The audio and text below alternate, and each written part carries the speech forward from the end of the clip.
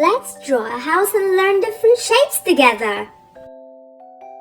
The roof is a trapezoid. It's a trapezoid.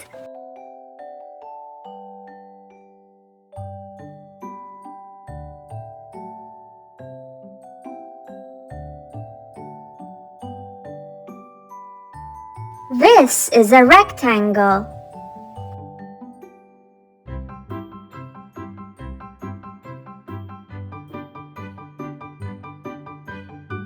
Do you know what shape it is?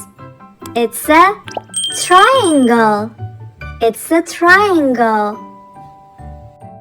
The windows are usually like a square.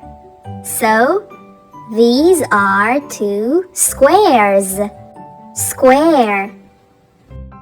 Oh, look! We have another rectangle. The door is a rectangle. And there is another small window here which is a circle. A circle. Now it's your turn to tell me what shape it is. I like to draw some lines too. Do you like to draw lines? See you soon. Thanks for watching. Bye.